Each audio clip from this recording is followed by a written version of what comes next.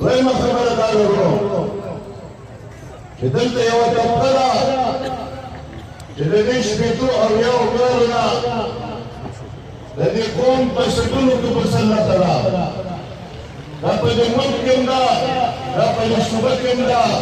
دا زموږ په دې ضلع نوښار کې هم ده دلته کې د هغې شکل دا دی چې یو سړی دی چې د 30-40 کالو نه کله یوه ټوپۍ په سر کړي کله بل رنګ ټوپۍ په سر کړي کله یو حکومت کې شامل شي کله بل حکومت کې شامل شي په دې ضلع کې د کرپشن یو نیټورک جوړ کړی دی په دې ضلع کې د ټیکهدارانو یوه مافیا جوړه کړې ده او د هغه مافیا په ذریعه باندې هغوی ته موقع ورکوي د ضلعې په هر کلي کې 3-4 ایجنټانې مقرر کړي دي هغوی ته د کرپشن موقع ورکوي هغوی ته د قوم د خزانې د لوټو موقع ورکوي هغوی ته غټې غټې ټیکې ورکوي هغوی ته دا موقع ورکوي چې دا د 1 کروڑ روپۍ 1 کروڑ روپۍ ټیکه واخله 50 نکه جیب کې واچو 50 نکو باندې څنګه ډوډۍ وکړه او الیکشن چې راشي نو د پپو عوام به بیا د پپو الیکشن به بیا ستا په ټیکه باندې نو د ما عزتمندو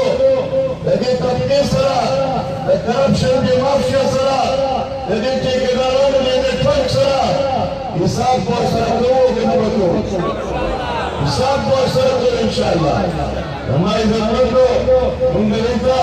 په پریس کانفرنس کې ویلو چې ستاسو د غلا 7 صندوقونه موږ رانیولي دي ستاسو د کرپشن د غلا د مال 7 صندوقونه موږ رانیولي دي او په هغې کې لومړی صندوق موږ د پېښور میټرو BRT ملاو کړی و د پېښور د غلا ټول تفصیلات مو بیان کړي وو الحمدلله